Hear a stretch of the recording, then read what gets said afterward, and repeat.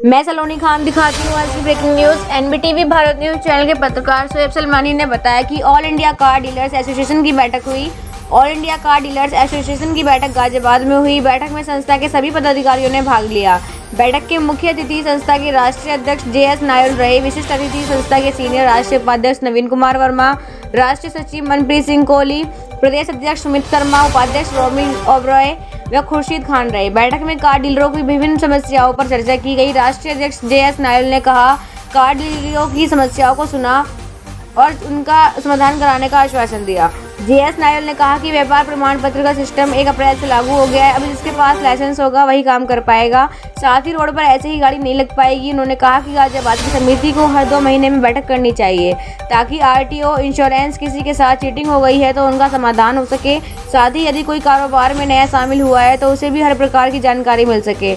आइए दिखाते हैं मीडिया से बात करते हुए all India car dealers association के पदाधिकारियों ने क्या कहा। हर साल की तरह इस साल भी गाजियाबाद में all India car dealer association की तरफ से व्यापारियों की, कार डीलरों की समस्याओं के समाधान हेतु बैठक रखी। तो क्या क्या समस्याएं व्यापारियों ने, कार डीलरों ने अवगत आपको करें, इसके बारे में कब तक उन समस्याओं का समाधान होगा? जी, अभी तो हमारा ट्रेड सर्टिफिकेट है जो उसकी बात चल रही है। अभी सरकार ने लागू कर दिया, जो पहली तारीख गई है। अभी कौन सी? पहली अप्रैल से लागू हो गया।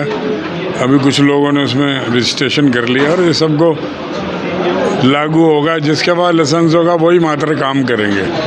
इसमें ऐसा नहीं है कि मेरे पास नहीं है तो मैं घर से कर लूँगा और रोड पे गाड़ी नहीं लगेगी। उसके लिए प्रॉपर सिस्टम होगा जैसे नई गाड़ियों का होता था। संगठन की मजबूती को लेकर भी काफ़ी बातें की गई हैं गाजियाबाद के अंदर। तो संगठन किस तरह से गाजियाबाद में कार डीलरों का मजबूत होगा? कार्यकारिणी की बैठक की चर्चा हुई है।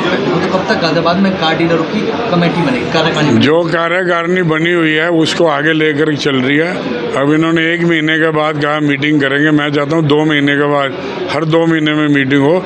जो छोटी छोटी समस्याएं होती हैं, कोई RTO की होगी, किसी इंश्योरेंस की होगी, कोई चीट करके चला गया, कोई और डिस्कस होता है, कोई सरकार की नई गाइडलाइन आ गई तो उस पर डिस्कस होगा ताकि लोगों को टाइम टू टाइम बताया जाए और उसमें ये लोग जागरूक रहेंगे और एक दूसरे से मिलना हो जाएगा।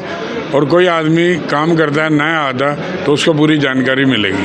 सेक्रेटरी साहब, इस साल भी हर साल की तरह भी all India car dealer association से व्यापारियों की, कार डीलरों की समस्याओं को सुनने के लिए बैठक आई। ट्रेड सर्टिफिकेट को लेकर बात की और गाड़ी खड़ी करने के लिए बड़ी समस्या बताएंगे। किस तरह से देखते हैं बैठक?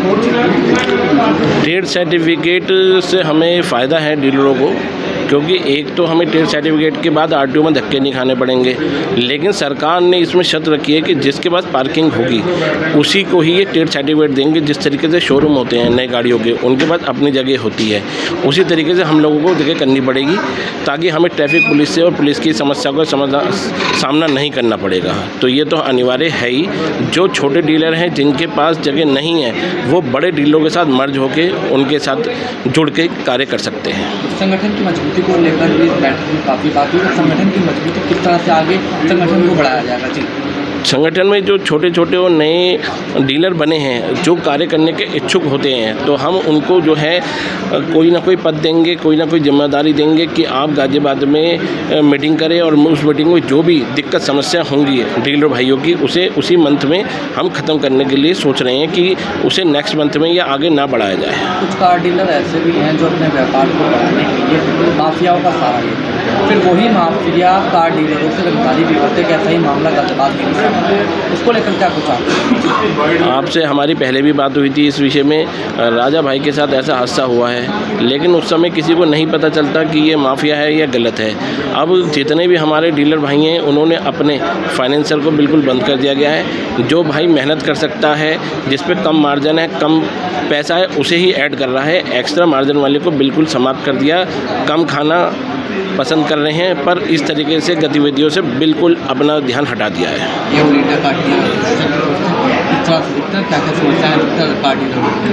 देखिए, सबसे बड़ी समस्या डीलरों को आती है गाड़ी खड़ी करने के लिए। मैं अपने अध्यक्ष साहब से भी चर्चा करी है हमने इस बारे में।